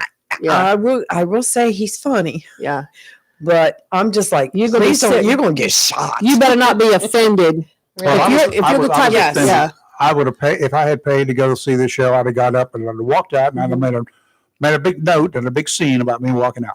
Yeah. Problem is, most people that go to a Dave Chappelle show, they know what they're getting. Yeah. Well, it's very rare you're going to have somebody at one of his shows that does not know who he is. If I ever go to Las Vegas again, which is doubtful, but if you do, don't go to a Dave Chappelle show. And I've decided to go to a comedy act somewhere, I will screen that sucker first. Yeah, you'd be better off to go to a Jeff Dunham or something. No, I like Jeff Foxworthy. No, I like Jeff Foxworthy. And I love Larry the Cable Guy. Yes. And I even like Ron White. And Ron White pushes the envelope a little bit. Yeah, he does. Ron White comes to Fayetteville a lot to the auditorium or whatever it is there. Okay. Every time I find out about his show, it's the day of, because I want to see Ron White because he is hilarious. Yeah. But I love those three. Mm-hmm.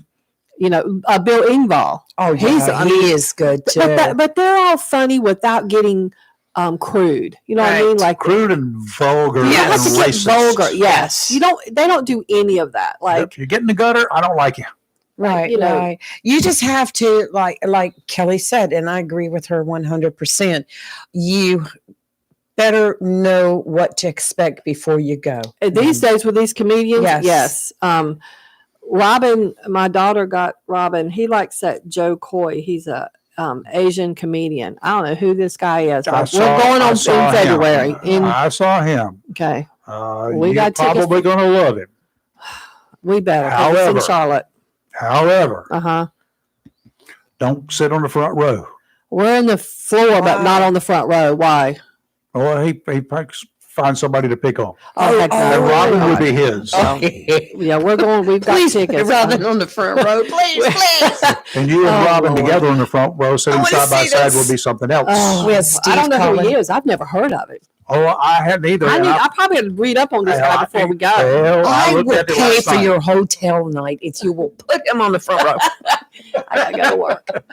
I want to go and watch Robin only. I don't know who this guy is. Hello, Steve. How are you? Excuse me. Good morning, guys. Doing well. Good morning. Hanging in here. He's staying warm, I take it. So far. Yeah, they just get rid of this cough. July. I was listening to y'all talking about the comics this morning. I would have to agree with you. I'm not a big fan of vulgar comics. Some of them put 100 cuss words in between two jokes. Yep. And I don't really find that funny. I will say with Dave Chappelle, I'm kind of on the fence with him. He does observational comedy instead of like punchline comedy. Mm-hmm. So every once in a while I'll hear something that he says that makes me think. And I might find that interesting, but I wouldn't say I'm a fan. I don't watch him. I haven't seen everything he's done, but I have caught, enough of it that I've seen some stuff that I would say maybe is funny. I can see why some people maybe, do find him funny. Well, But, I don't find everything he does funny. The hypocritical part about it is, if I got out there and did the same thing out here on the radio or out here in public with a bunch of people around, if I did the same thing, it would be way beyond not funny. It's Robin. Right. And I totally agree with that. I would have a problem. I'd probably get stoned, and I should be. But he may have had something funny in there that was not related to the N word and to the B word and to private parts, especially on women. But I would men too. But there may have been something funny in that 1 hour that I watched, but I don't recall any of it. Why? Because I was kind of like, the rest of it shut him down as far as I'm concerned. The rest of it shut him down for anything positive he may have had to offer. Nothing was funny that he said to me. And I fully understand that. And like I say, a lot of stuff he says I find almost offensive at times. But that being said, I would say that comedy is an art form. So we might look at a canvas and say it looks like somebody just spilled paint on that canvas. I don't know, and somebody else looks at it and says it's a masterpiece. Yep. There you go. Beauty's in the eye of the beholder. And I get what you're saying, that you couldn't get up there and tell the jokes he told. That's right. But it's also about the audience that he's telling them to. Mm-hmm. In the same token, he couldn't get up there and tell the jokes that Ron White and Bill Engvall tell. It wouldn't really go over very well with a bunch of rednecks. Nope, would not. So I don't necessarily like him either, but in the world of art, there's always going to be a lot of stuff I don't like, no matter what we're discussing. Music, painting, performance arts, all that. So I'm not a huge fan of ballet. Let's just put it that way. I don't get a big kick out of ballet or opera. Y'all are hurting me. Y'all are hurting me to the core. I didn't say I hate it. I just said I'm not a big fan. And I love opera. Right. Oh, I can love appreciate the Andrea the Bocelli. performance of it and what it takes to do that. But I can't sit through it. Honestly, now from a photographer standpoint, I have loved to shoot it. I haven't done it in years, except when my granddaughter was doing some dancing. Really good ballet. Oh my God! Because if I could anticipate the moves, then I could capture them. And capturing them, we're talking about a split second, obviously, in midair or whatever, is cool. Right. Sports photography. Absolutely, same thing. Live action photography. It has to be. You've got to be right on the money. Yeah. If you're a quarter second off, you done missed it, Jack. Move on. Oh yeah. Yep. For sure. Anyway. Yeah. But anyway, just wanted to throw that out there. Thank you. Appreciate it, obviously, beauty's in the eye of the beholder. Yeah, it is. And one other thing I'd like to mention, if I've got a second, is I heard y'all talking earlier this morning about money that we send Ukraine, and we can use that here in California and in North Carolina.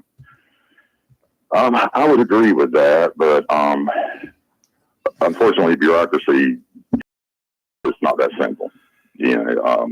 Congress has to tell where to put every penny, and that's that really complicates things. Yeah, I agree. The money that we send over to Ukraine, you can't really pay attention to those dollars amount. They're misleading.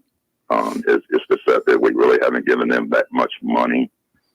Not even close. There's a lot of stockpiles that we've got hanging out. Well, and what people don't understand is when the military signs a contract with somebody making whatever, say it's laptops, they will sign a contract saying that they're going to buy, say, 10,000 laptops a year for the next 5 years. If they don't need those laptops, they cannot be sold as surplus as long as they're new. They have to be destroyed. But they can put those in a package that they give to another country, or they can sell them to another country, but they cannot be sold on the American market. That's part of every government contract. So, some of that stuff they got, like when they say they're going to spend $100 million to this country, in a package. It may be that they're going to spend $100 million with companies in the United States buying stuff to put back on the shelf, and they're going to take the stuff that's on the shelf off. And it may not necessarily be bad or out of date, but they've got to rotate that stock because they got a contract that they're going to buy more, whether they need it or not. So it's really complicated. It's not, just, they sent them $500 billion and we could have used that somewhere else. It's way more complicated than that. It is. A lot of it is, like I say, we know a lot of it is stockpiled stuff. It's merchandise and not necessarily real dollars. Right. But, it's easy to get mad on it if you don't know the details of it. I would be upset too, just on the face of it. But once you dig into the details, you're like, wow, this is really complicated. I'm much madder at releasing 37 people from death row. Okay. Yeah, I mean, I don't know the particulars of them, so I don't. 12 people on a jury of federal. 12 people on a federal jury found them guilty of murder, and they were heinous enough crimes that they were sentenced to death. And it was upheld by the Supreme Court. I find it difficult to find fault with that. Leave them whether you had them. And I like to say, on the face of it, I would agree with you, but I have not heard their reasoning behind why they did what they done. So that would be my first instinct, is to find out, what's their excuse for that. I think it was a Biden whim, actually, but that's all I'll think about it may have been. And like I say, if after further research, I would be mad about that, but I try not to get mad about something that I don't fully understand. I think that any commutations, that's my perspective. Any commutations and pardons should not be allowed after the election. It should always be done prior to an election. If a president, he should be given no authority to do it after the election, whether he wins or loses. But unfortunately, that pesky little Constitution gets in the way. I understand that. Yeah. They want to change it for everything else. That's kind of the Achilles, right? That's the Achilles heel, is that, the Constitution doesn't always work in your favor. Okay. Got to run here, Steve. Got another call. Thanks, Steve. Very good points. Good morning. You're live and local. It's Robin. He might have hung up. Robin. There he is. There you are. Yeah, I heard my name used in somewhat vain, but not really. Hey, look, all these comedians that, it's like you said, it depends on your taste and all that. But I got to tell you, I'm excited about Joe Coy, because you haven't listened to Joe Coy. He's a Filipino-American. His mother's Filipino. His dad's a service member. He's probably one of the funniest guys, and I can relate to him, his comedy, in reference to Filipinos, Koreans, Japanese, whatever. It is absolutely hilarious. And he's probably one of the most talented comedians on the face of this planet. I mean, he's got so many viewers. But go look up Joe Coy. I mean, he is absolutely hilarious. Yeah, that name is spelled, for you folks who want to look it up, is J-O and Coy, K-O-Y, is 2 words. And I saw him on TV last night.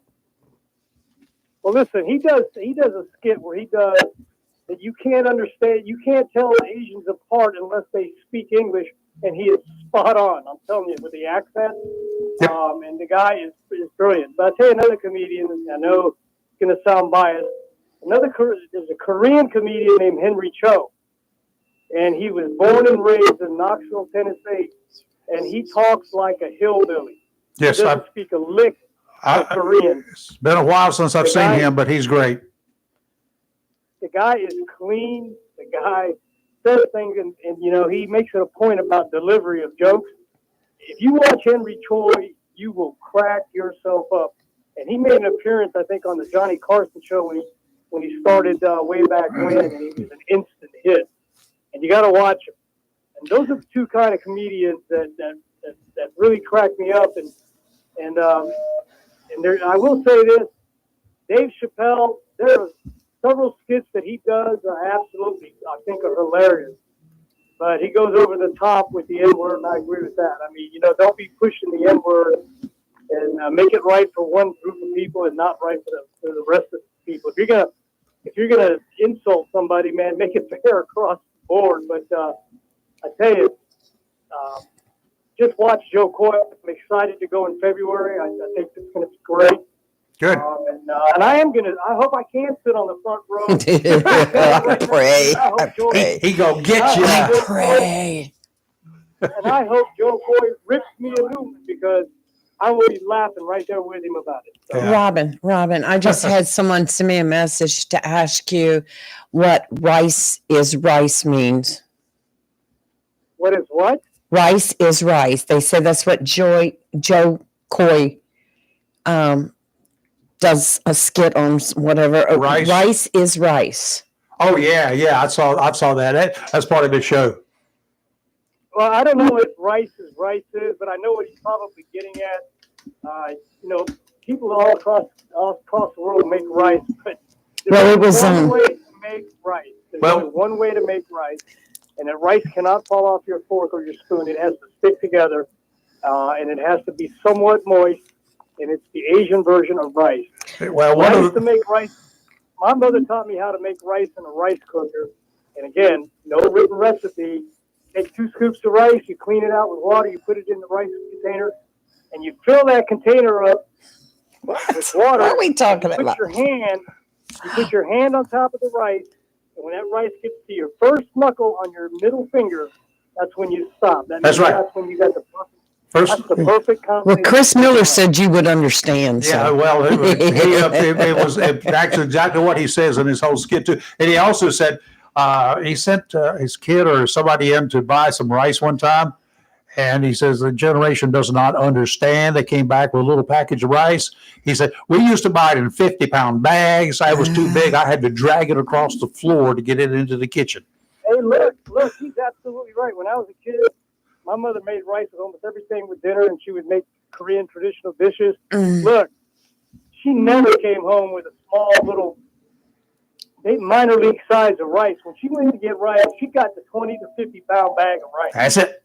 And we had a container that was a rice container, and we had a cup in there, and you go in there and scoop up the That's rice, and you had rice. And when that thing got halfway empty, you better believe my dad or me were in the store giving my mom some rice because she would throw a conniption. My mother was from South Carolina, and they were famous there for rice. Except they called it rice. They like the rice down in South Carolina. And my dad used to make fun of them because it did not matter.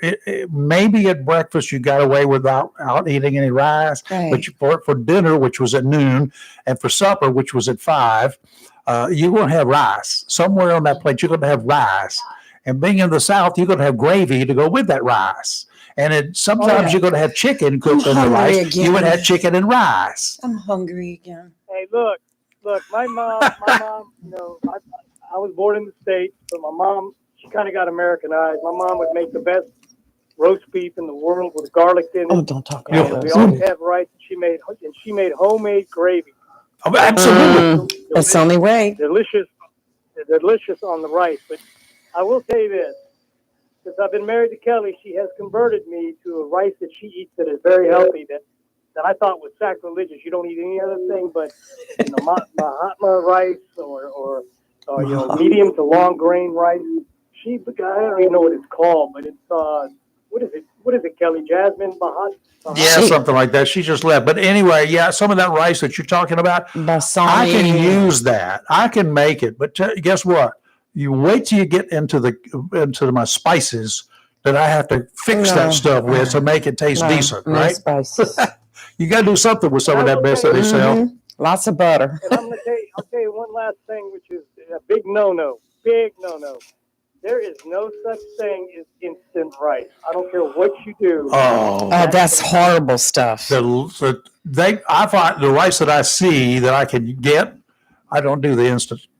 Screw that right up front. But the other that I see will say, cook for 20 minutes. And I found one that one day, I don't know where I got it. It said cook for 20 minutes or longer. And that's the one that I would like to have. That's the way you get it. You cook it until it's done. I'll tell you one other thing that's sacrilegious too, real quick. My dad's from Louisiana, so he grew up on rice. So my dad, he loved rice. But the problem with my dad was he would put ketchup on rice. And I know people that will put butter on rice, or they'll salt their rice, or they'll put all kinds of stuff on rice. Rice does not need anything on it except one, soy sauce. That's it. Soy sauce is great. Anything else on rice? Yeah, soy sauce is the good. Hawaiians have a delicacy where they put fried egg on rice. Yeah. I can't do egg and rice. Well, I can't do fried rice. That's what he said. Joe said. Joe Coyser said. He said the only way that you can do anything with rice other than with pure rice is in the morning after or whenever. If you want to have rice for breakfast, you put a fried egg with it. He said that's good. He said I could do that. No, well, you know what? I love Joe. I've done that before. It's good. He's a fellow Asian, but I'm not putting any fried rice. I mean, any egg on my rice or anything else like that. It's going to be soy sauce or nothing. Yeah. And I'll be doggone if I'm ever going to put ketchup on my rice. I tried it one time and I'm about gagged. So.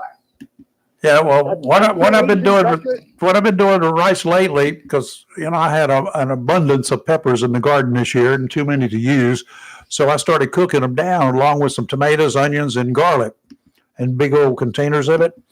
And when I would do that, and I would get it tasting just like I wanted it with extra seasoning and whatever in it, then I would take the rice. I'd do my rice, and I'd do that separately. And then I would do my shrimp. I would saute shrimp in this brand new titanium frying pan that my wife gave me for Christmas. Oh my God, a great thing. And then I would put the rice down on the plate. This is called what's that dish? It's the rice shrimp something. I forgot the name of it anyway. Fried rice? Anyway, I take the rice and I put that down. Then I will put my peppers and stuff over it. It's separate, but it's over the top of it. Don't mix it together. Then I'd put my shrimp down over the top of that and add more of that pepper sauce. And then I would eat it. Man, now that's good. So I just wanted to share that tidbit with you because this is just from this Americanized South Korean boy telling you what rice and how rice should be eaten. That's just my view. That's our view. And this is brought to you by the South Korean Men's Association. The Asian Cajun. By the Asian Cajun. Yeah, here you go. Robin, thank you, sir. Thanks, Robin. All right, buddy. Two things for you, Be Rayford. safe. I got two things for Go you. ahead. Dorothy Royal made a comment on our Facebook, and we were talking about the ordinance for Jacksonville City for the minors being out certain times. She says Holly Ridge has the same thing in their books. Huh. Yes. And then getting back to comedians, there's one that you should watch, and I think you will really like this. His name is Sebastian Maniscalco. I saw that name. I've got on Netflix. I can do a search and I can punch up their stand-ups. Oh Lord! I fell in heaven with that. Puts a lot of character into his jokes. He puts a lot of body action. Yeah. I ran a friend of mine had told me about him a couple of years ago, so I started watching and following him. Once in a while, he'll use the F word. I don't care about that. That is basically, as far as he doesn't make racial comments, he doesn't talk nasty, he doesn't talk offensive. You will like, this guy is hilarious. I was just looking at his 2025 tour. Yeah. Forget trying to get a ticket. Most of them are already sold out. I've got 65-inch TV set in there. Right. I almost called it a bad word. Yes, mine is too. Yes, I have a 65. And I like to sit back there and I watch these guys, and I could get a better shot with them for the cameras than I can be there in person. Now, I'm the same football way. or sports, I want to be there in person because I will pick what I want to watch. Right. But when you're watching something like that, they know what is coming up next. They know what's going on. But live TV action like sports thing, I want to be there and see it. I feel better. I mean, there's a lot of sports events that I would rather watch on TV because you can keep up with what's going on and you can see everything, as opposed going to some place. It depends on what sport, and you really don't know what's going on. You're looking, and of course you can't hear because you don't have the sound in your ear unless you've got a radio. And that'll pick up that station that's broadcasting it. But I agree with you. I'm just looking at here is something about a lot of mistakes that people make, red flags that people make as they get ready to go through TSA and the things that delay you at the airport. We need to talk about some of those tomorrow. So if you guys, got some ideas or you had some experiences with TSA, some things that you did that you shouldn't have done, or some things that you did that you didn't understand why it was a problem. But there are red flags there too, as you walk through the airport. And when you're coming back into the country, especially when you're coming back from places like Jamaica, your first stop is Miami or Atlanta, perhaps. There are things that you need to be careful of too, because they got dogs there, and those doggies are looking for.